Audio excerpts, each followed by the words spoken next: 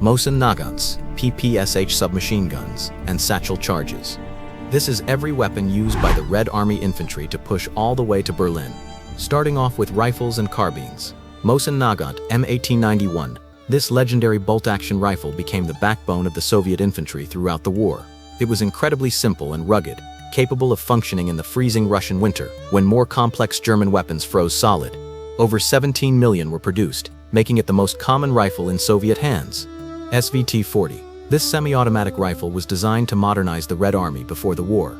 It offered rapid fire and excellent accuracy in trained hands, but its complex mechanism required careful maintenance that frontline conditions often didn't allow. Many were lost in the early disasters of 1941. AVS-36, an earlier semi-automatic rifle that proved too delicate for frontline service. Its complex gas system and selective fire capability made it prone to jamming in mud and snow. Most were withdrawn after the Finnish Winter War exposed its reliability problems.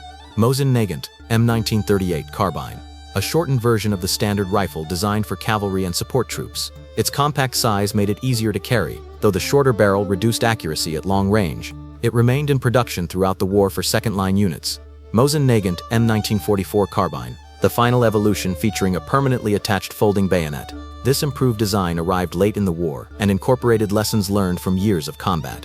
Its compact size made it perfect for tank crews and artillery units. SVT-38, the predecessor to the SVT-40, with a longer barrel and different gas system.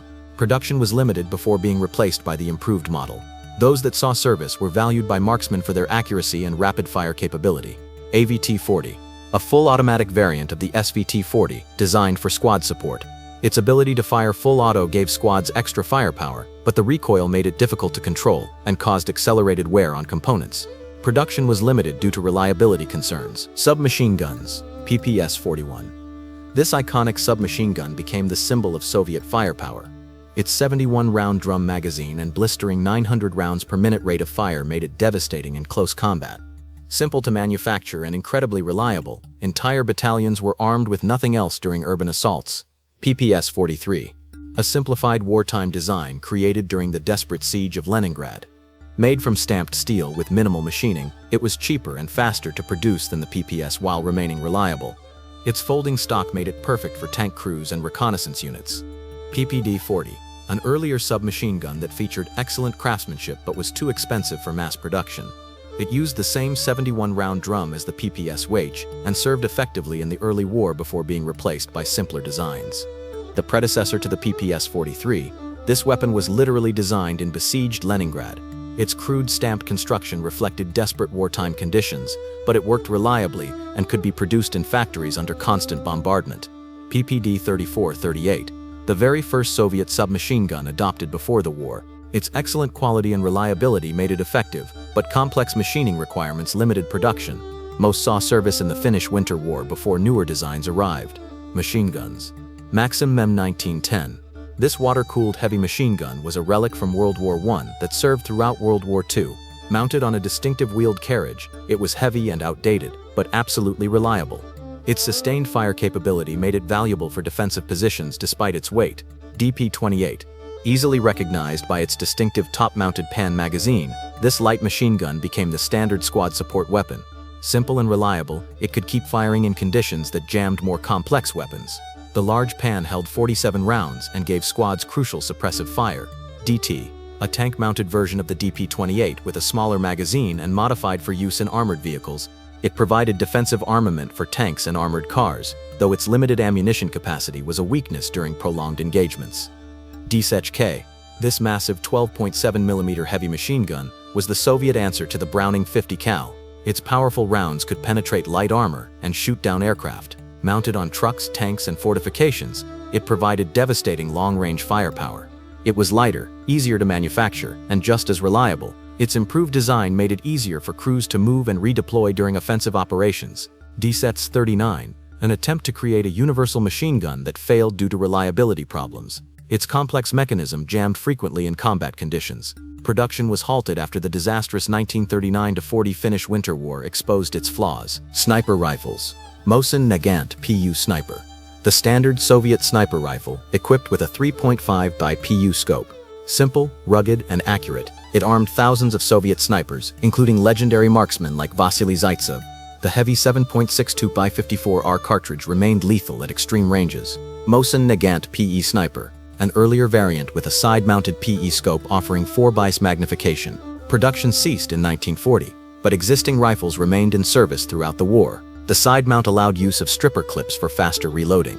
SVT-40 Sniper, a semi-automatic sniper rifle that offered rapid follow-up shots. Only the most accurate SVT-40s received scopes and were issued to elite marksmen. Its semi-automatic action gave skilled snipers a significant advantage over bolt-action rifles. Mosin Nagant M1891-30, makeshift sniper, standard infantry rifles fitted with scopes in field workshops. While less accurate than purpose-built sniper rifles, they filled critical gaps when dedicated sniper rifles were unavailable during desperate periods. Pistols and revolvers.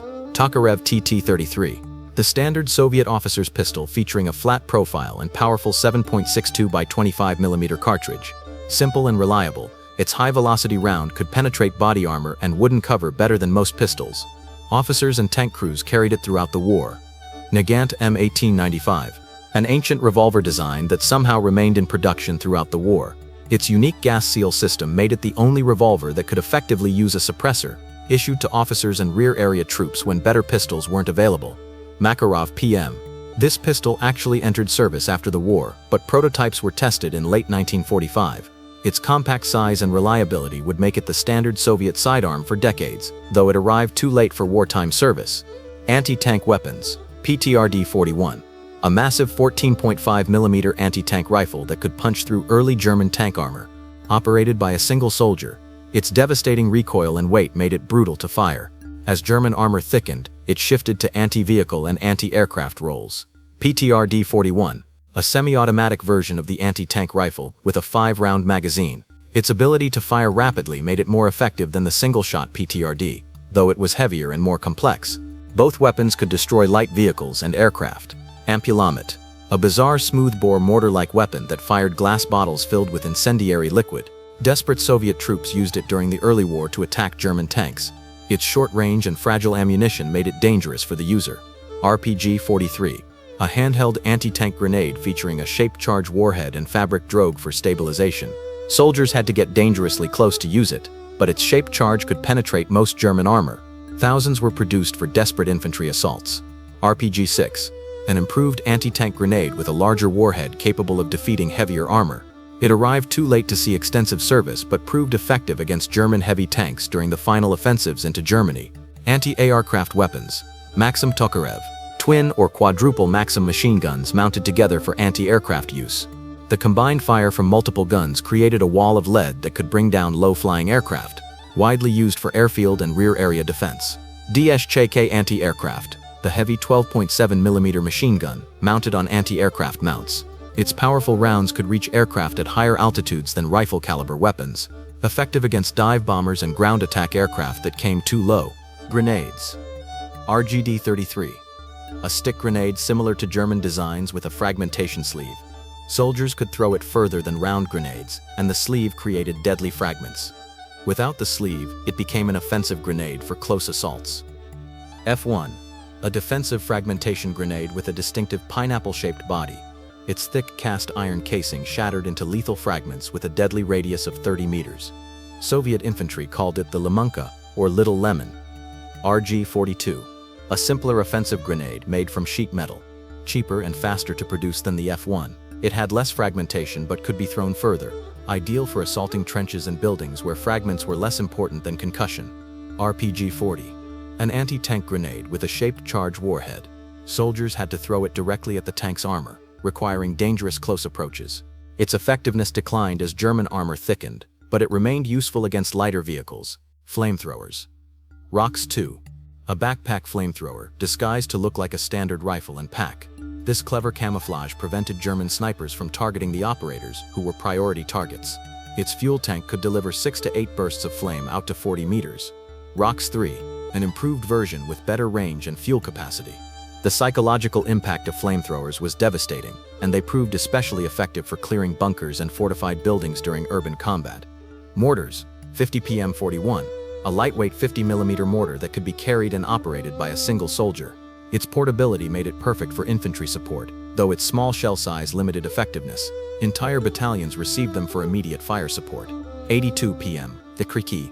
A 3-man crew could fire up to 25 rounds per minute, providing responsive indirect fire support. Its range and explosive power made it the most important infantry support weapon. 107 p.m. 38. A heavy mortar requiring a full crew and vehicle for transportation. Its massive 107mm shells delivered devastating firepower, but the weapon's weight limited its mobility. Primarily used in defensive positions and during prepared assaults. 120 Tui. The heaviest Soviet infantry mortar firing a huge 120mm shell. Its power approached that of light artillery, but it was too heavy for frontline infantry use. Artillery units operated it for precision fire missions against fortified positions. Mines and explosives. PMK-40. A wooden anti-personnel mine that was nearly impossible to detect with metal detectors. Its simple pressure fuse made it easy to manufacture and deadly to trigger. Millions were laid to protect defensive positions. TM-35. A large anti-tank mine designed to disable heavy vehicles. Its pressure plate required the weight of a tank to trigger, allowing infantry to walk safely over it. Simple and reliable, it could be buried quickly during defensive operations. TM-41. An improved anti-tank mine with a more powerful explosive charge. Its simple construction allowed mass production in field workshops. Minefields of these weapons stopped German armor advances and channeled attacks into kill zones. PMD-6. A wooden box mine filled with TNT and triggered by a simple pressure board. Cheap and effective, it could be produced in vast numbers. The wooden construction made it difficult to detect and cleared slowly. POMs-2. A fragmentation mine mounted on a wooden stake and triggered by a tripwire. When triggered, it would jump slightly and detonate at waist height, sending fragments in all directions. Devastating for clearing paths and defensive perimeters. Chattel charges and demolitions. TNT blocks. Standard demolition charges used by engineers and assault troops. Chappers combined multiple blocks to breach fortifications, destroy bridges, and clear obstacles. Simple and effective, they were essential for offensive operations. Trotel satchels. Pre-made explosive charges in canvas bags designed for quick use. Assault troops used them to blast through walls and destroy bunkers.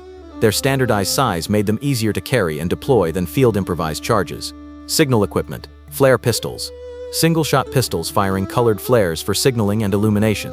Officers used them to coordinate attacks, call for support, and mark positions. Different colors indicated different messages according to pre-arranged codes. Signal rockets. Larger pyrotechnic devices fired from simple tubes. Their bright colors could be seen across the battlefield, allowing communication when radios failed or weren't available, essential for coordinating massive offensive operations. Close combat weapons. NR-40 combat knife.